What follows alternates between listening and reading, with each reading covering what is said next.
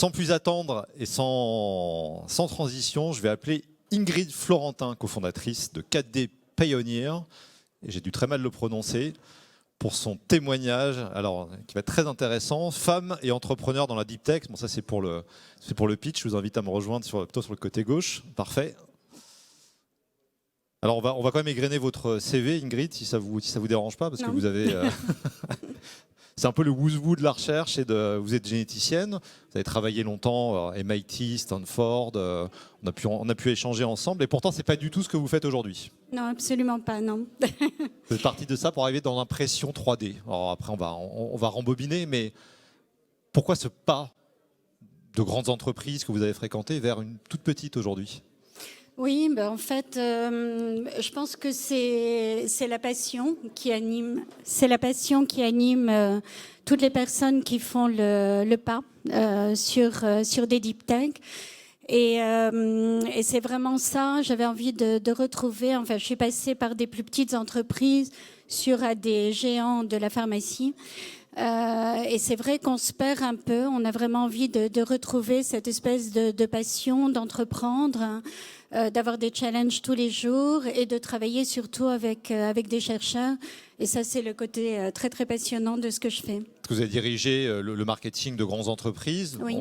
Notamment Bayer, sur des produits immenses. Enfin, on parle de milliards de dollars de chiffre d'affaires. Et pourtant, il y a une inertie. Oui.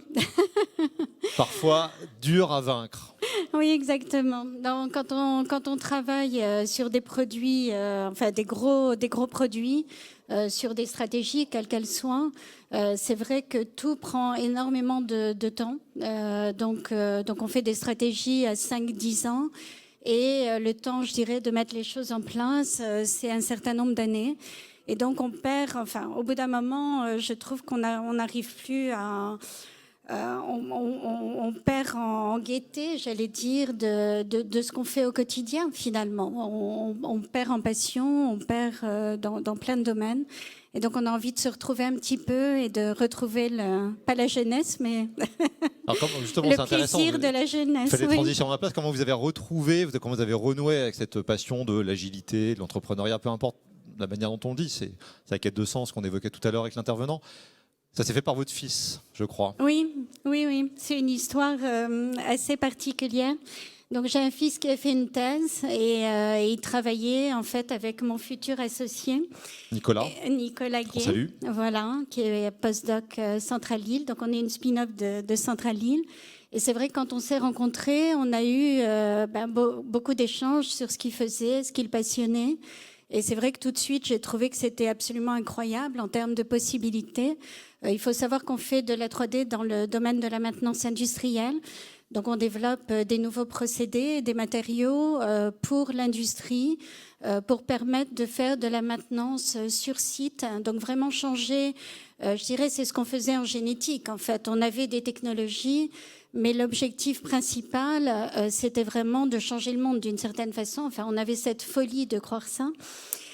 Et là, on retrouve effectivement la même chose. Donc, j'ai trouvé qu'avec Nicolas, ce qui avait de passionnant, c'était de dire on va mettre le service au service, je dirais, d'un futur meilleur, des technologies de pointe, et on va développer toutes ces nouvelles technologies. Donc, ça m'a passionnée tout de suite. Et là, ça va très vite. Vous êtes satisfaite du coup ? Oui, ça va très vite. Donc, on a monté la société en mars 2020.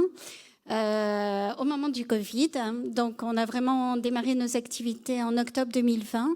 Et maintenant, on est 17, on va être 20 dans pas longtemps, dans quelques semaines.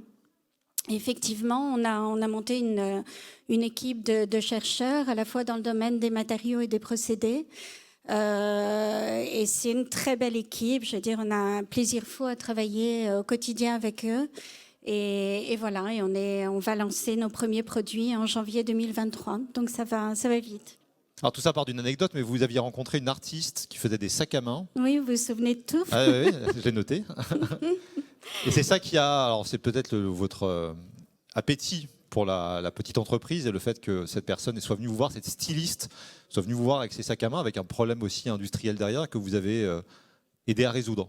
Oui, exactement. En fait, je finançais une jeune artiste qui faisait des sacs de luxe avec des motifs en 3D qui ressemblaient à du verre. C'était absolument magnifique.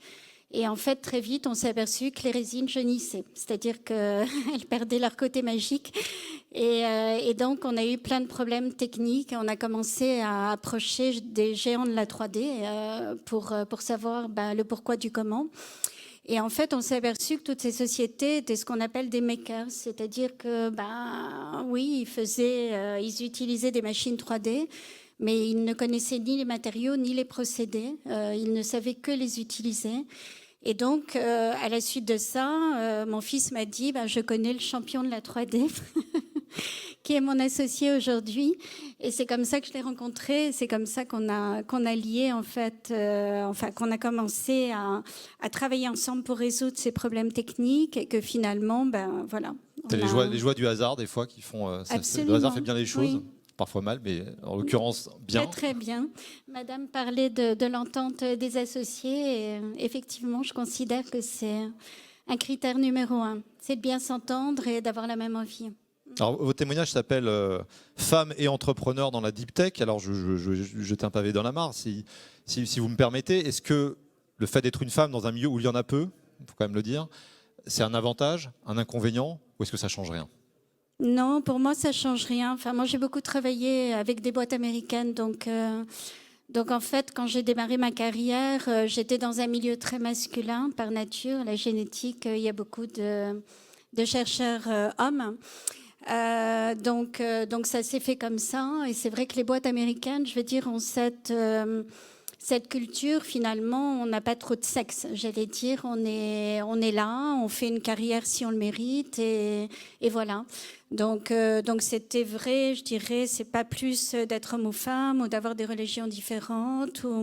Donc j'ai jamais ressenti cette pression. Je l'ai ressenti à la fin de ma carrière, bizarrement, enfin entre guillemets, en travaillant pour un groupe allemand. Et là, c'était très macho.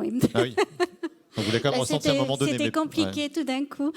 Donc là, j'ai ressenti ce que ça pouvait être. Et bon, après, voilà. Donc je ne sais pas si ça donne quoi que ce soit, mais c'est sûr que par contre, je pense qu'on est... Mais mon associé est aussi comme ça.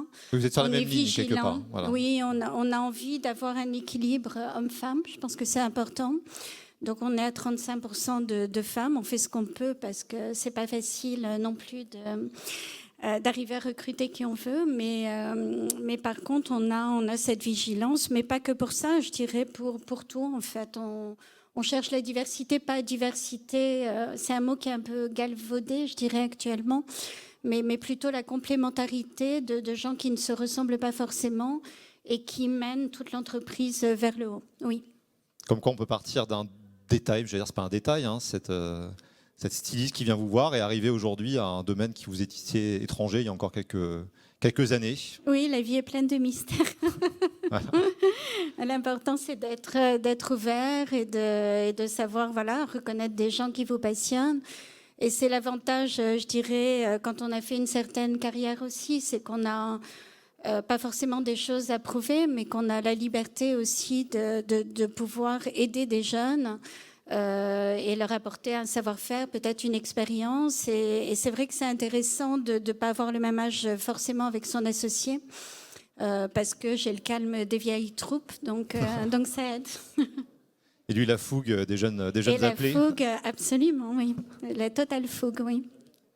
Écoutez, merci à vous, merci de nous avoir parlé franchement, merci pour votre parcours aussi, hein, qui est très intéressant. Je vous invite à rejoindre le public, merci. On peut l'applaudir. Merci Ingrid Florentin.